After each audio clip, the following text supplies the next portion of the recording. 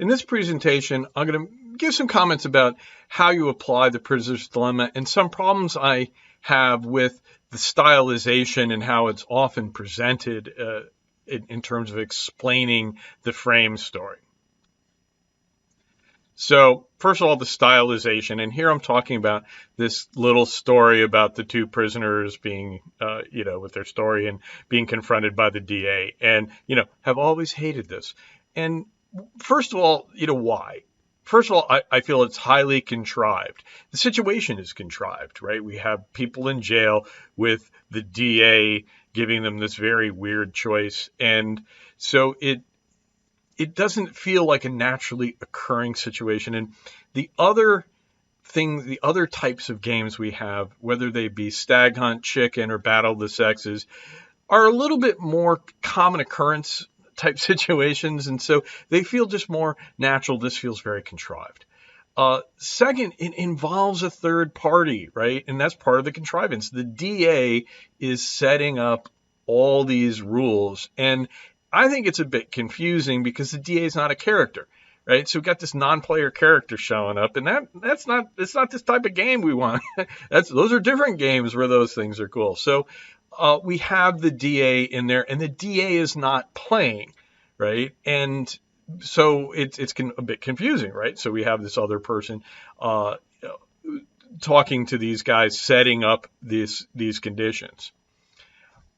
Also, that represents a nesting of this non-cooperative game, right? The non-cooperative game goes on between the two prisoners. The DA comes in and is playing a cooperative game. And, this is the thing that bothers me about the non-player character, is that the DA is supposedly a person acting strategically, right? Setting up this dilemma for these guys. But, we're not modeling that. And that is that is a cooperative game. Cooperative game theory is one in which you can make promises. So the DA makes a promise, hey, if you both, if you rat the other guy out, I'll let you off, right? And, where's the credibility in that? We don't even think about it, right? Because that's cooperative game theory. Now, on the one hand, it might be good to say, well, that's the difference, where you have a legal system that can enforce contracts, or, where individuals can be held to, if they say they're going to do something, they have to do it. Like in a court, that's what courts are about. Then you have a cooperative game, and we need cooperative game theory. But there's no honor amongst thieves, so that's non-cooperative between the two prisoners. So all in all, though, I have to say, I find that these things, I don't like this stylization quite like I do the other types of games we have. Now, so with that in mind, though, but the other thing is, it's important to keep in mind the key aspects of a prisoner's dilemma, right? And any situation that has these aspects would be a prisoner's dilemma. And this is the first one is we have, obviously we have interaction between two people that determines if we have a game, right? Interaction between two people that determines the outcome. And I don't even know, cooperate, defect, just any two strategies that have the following qualities. One, that there is a dominant strategy to defect, right? That we have this dominant strategy where both players are better off defecting regardless of what the other does. That produces this Nash equilibrium of defect. The second characteristic that's really critical to make this a prisoner's dilemma, that makes it interesting, is that there is this outcome, right? The cooperate outcome that is Pareto superior. Both sides prefer it to the Nash equilibrium of mutual defection. And it's that's interesting. It's the lost opportunity. That's the dilemma, right? If we stuck to our agreement, or if we played this other strategy, right? The strategy might not be keeping an agreement, although usually we talk about it that way. Any game that has this payoff structure or something similar to it, right, that has these two characteristics would be a prisoner's dilemma and would be amenable to being solved. And, the whole point of this is there's a whole lot of extra research on repeated play and other ways to get out of the prisoner's dilemma. So once we, part of identifying something as a prisoner's dilemma is to make it amenable or relevant to this entire research on how do we get out of a prisoner's dilemma, repeated play, shadow of the future, all of that stuff. That's a different that's a different presentation. Now, what there are a lot of prisoner's dilemmas in the real world, and that's the thing that I like to point out, that look, almost all economic transactions are a prisoner's dilemma, although there is a cooperative game theory aspect to it. If you make an agreement with someone, you can go to court. But we know that a lot of economic activity is not enforceable, right? And so it can have a non-cooperative game theory point of view. Remember, non-cooperative game theory is one where you can't be forced to do what you say you're going to do, right? You can't make commitments to pick a strategy and stick to it. So, and if you make an agreement in non-cooperative game theory, it can't be enforced. So economic transactions sometimes have that. All of them have kind of this sucker punch point of view that, hey, if we cheat, we're better off. So we have this incentive to cheat.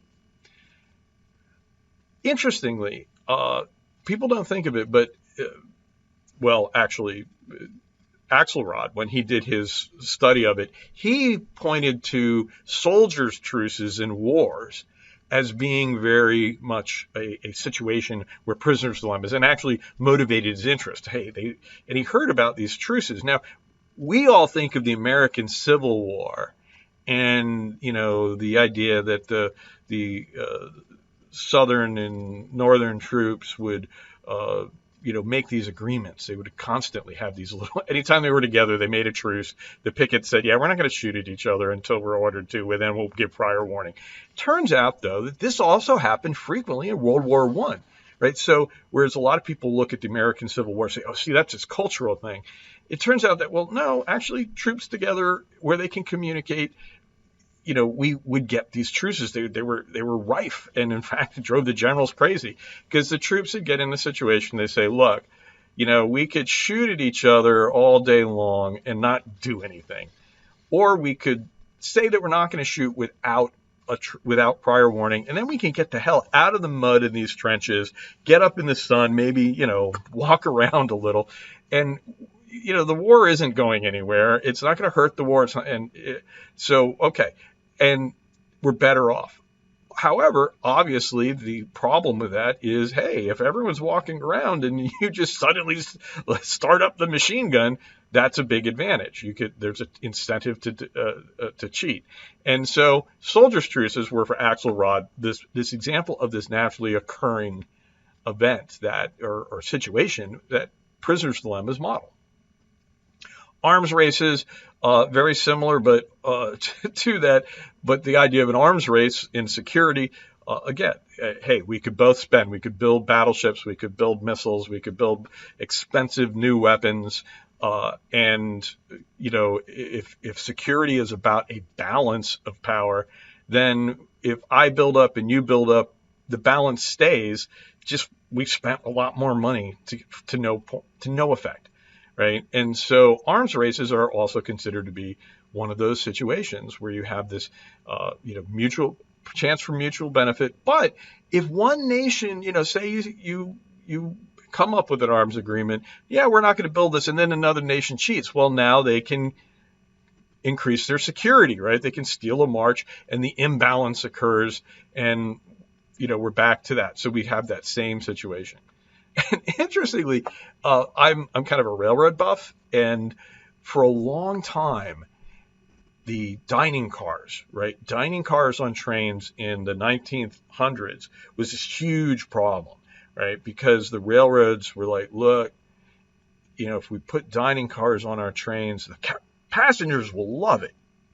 And anyone who has dining cars, the passengers will go, because in those days, the train would come to a station, and very famously, it's the Harvey houses on the Santa Fe were these restaurants at stations. Train would come in, the passengers would pile out. They'd have to, gobble up their food, and they're not moving, right? They have to take a break, and then they get back on the train and go. Railroads loved it, right? Because it was cheaper, and it was inconvenient for the passengers. It was very convenient for the railroads. And they knew that if they put dining cars on their train, they'd be adding weight to the train, adding expense. And if one railroad did it, the passengers would love it and flock to it. But they would all have to do it, and all it would do was raise their costs on everything. And, you know, so they had what they called treaties, and they had agreements to try to say, no, we're not going to put dining cars on trains. We're going to, and this is the cooperate thing. And in the end, they failed, right? We ended up getting dining cars on trains, and they paid the price. But these situations do occur in the real world, so they're very frequent. And like I say, there's no DA, there's no third party imposing this structure, this contrived payoff structure. So prisoner's dilemmas do occur in the real world. So how do you apply a prisoner's dilemma? One thing that I find that students sometimes make the mistake of saying, well, I want to analyze this, situation here between nations or whatever as a prisoner's dilemma, right? I'm like, okay, you kind of, which is fine, but, kind of skipping over a step here. Is the situation actually a prisoner's dilemma? That's an important conclusion, right? When you're analyzing a situation, you want to say, is it in fact a prisoner's dilemma? Now, of course, any paper you read where someone's done this, they're going to say it's a prisoner's dilemma because the paper is going to go through and establish that.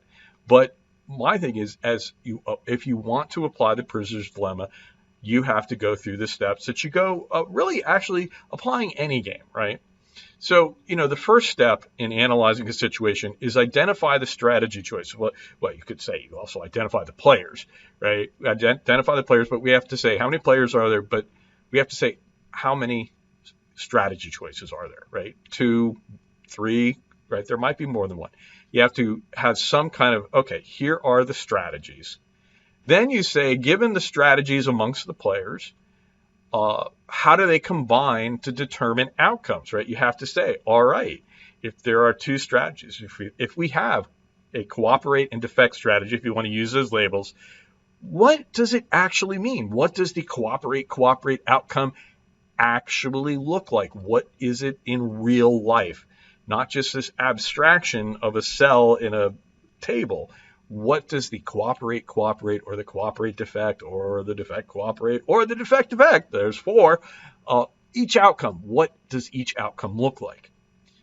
Then you have to determine the player's preferences over them. Say, okay, given that this is what these 4 outcomes, if you have a 2x2 game, this is what these 4 outcomes look like, what is each player's preferences over those outcomes? Rank order them, or maybe assign payoffs to them, but so it could just be ordinal numbers, or there could be other aspects of it that allow you to get cardinal payoffs. But you have to, in some way, figure the preferences out.